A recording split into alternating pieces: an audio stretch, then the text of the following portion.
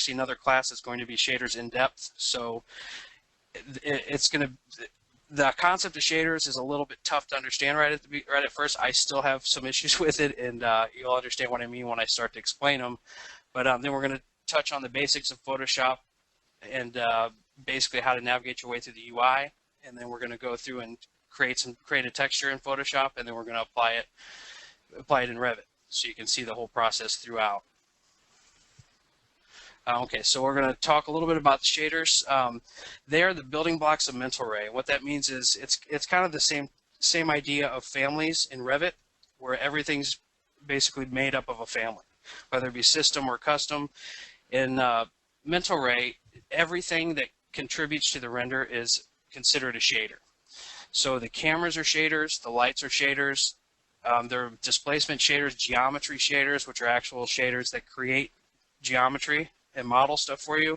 And that's where I understand it, and I kind of take it as something that it's just a known, but it's kind of hard to wrap your mind around to think that everything is a shader, because it makes sense, but it kind of doesn't. But for the purposes of this class, we're going to be focusing on material shaders. And material shaders are the shaders that give us the properties of the surface of the objects that we have in our scene. So anything that makes a brick wall look like a brick wall is considered a material shader. So you'll have that shader as a material shader that's called brick or whatever you want to name it. That is applied to the object to give it its surface appearance. So that's what we're focusing on in this class. And we're going to touch on, and actually I kind of jumped around a little bit, so I apologize. The last class we had, I know that we ran out of time, and I wanted to cover lighting and cameras. And what we're going to do is cover Mental Ray shaders and Photoshop texture creation. And then at the end of this class, we're going to touch on the lighting and cameras. And we actually have a class that's specifically lighting and cameras. So whatever doesn't get covered today on that topic, it'll carry on to that class, which is more in depth of camera stuff and lighting. So we'll definitely do that. I didn't forget about that. I want to make sure we can get through this stuff first. So let's see, the next, like I said, everything that's used to create the render is considered a shader, and I've basically covered all this. Let's see. So the material shaders allow us to define the surface properties, and depending on the software package, is the amount of options that we have for making the surface look how we want. Revit's got a few options, but not a lot. So we're going to cover all of those in Revit, and then when we get into 3D Studio Max, you'll be able to see how many more options that we have available to really get in there and customize these shaders.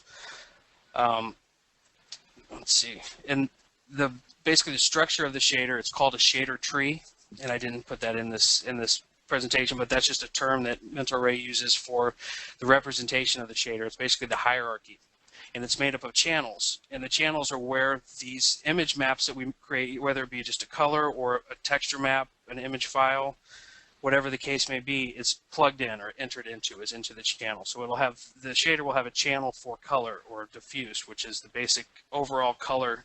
It'll have a channel for bump, it'll have a channel for speck, all these things. That's where we actually plug these images into. And I'll actually show you an example of that really quick. This is one of the programs that I put on the list to download, and I've never used it. I'm just getting into it right now, and it's actually really great for showing examples. Let's see, let's open this up here. This is Mental Mill, and it's actually a shader creation program for Mental Ray. And unfortunately, in Revit, we can't really use stuff created in here because they've got their own shaders within Revit, but we can use it for 3D Studio Max. So I'm going to touch on it a little bit more later on when we get into 3D Studio Max, but it really gives a good example of, let's see what we got here, of how a shader tree is put together. Okay, here we go. And this is a brick texture that we're going to use as an example. And unfortunately, we don't have enough time to really get in there and tweak these textures, but I just want to run through the process. And then you'll, on your own time, be able to, really get in there and make them look good. But basically, this is your shader right here, which is, it's a Phong shader.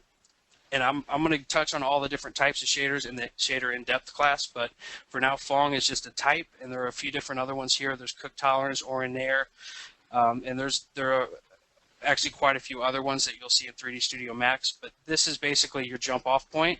So you have this shader, and all these are channels down here, if you can see my finger. pointer here. You have your diffuse color, which is your overall color I was talking about. Specular color, and normal is your bump map. And now this, when we get into Revit, they're not going to be named the same, but this is more just for a visual representation here.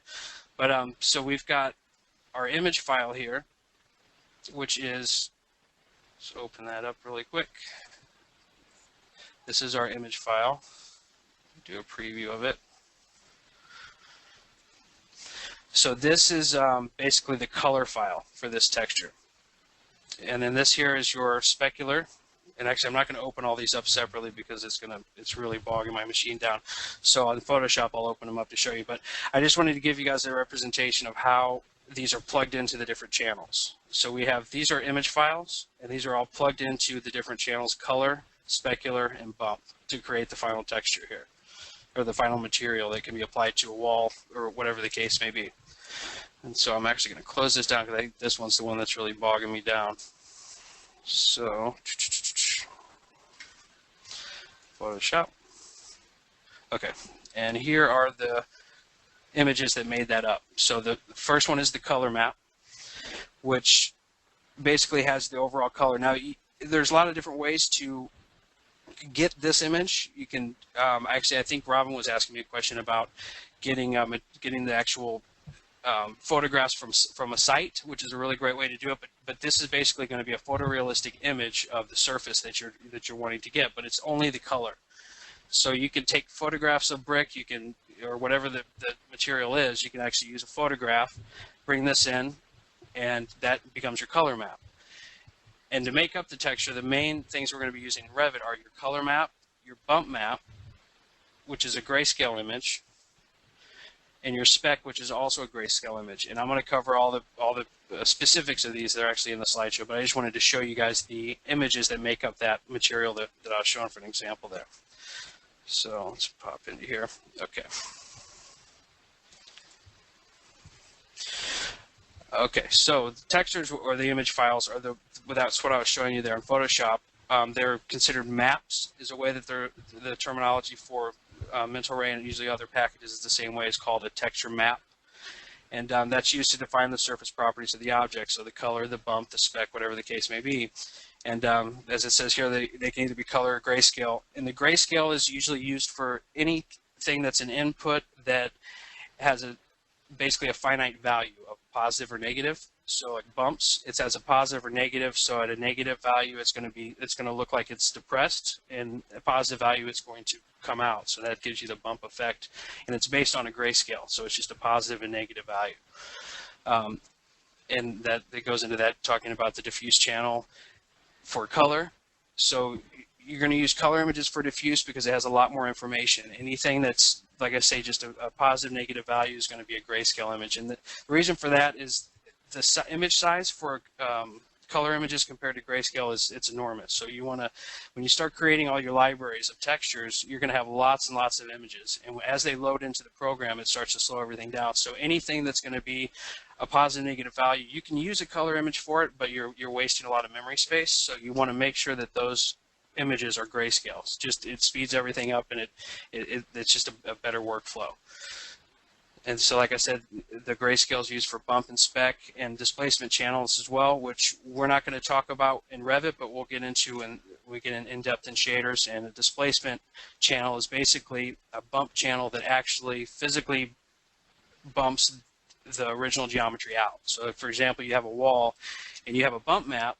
A bump map is just an image that tricks the light into looking like it has three-dimensional properties. But a displacement shader or displacement map actually modifies the geometry so it really does have that three-dimensional bump to it. And it uses a lot more memory, and it slows everything down, but sometimes you'll want to use that instead of a bump whenever you're going to have some motion in there and you really want to see that depth. So we'll touch on that more when we get into the in-depth and in 3D Studio Max, but I just kind of wanted you to understand the difference between the bump and displacement. Bump is what we're going to be using for Revit.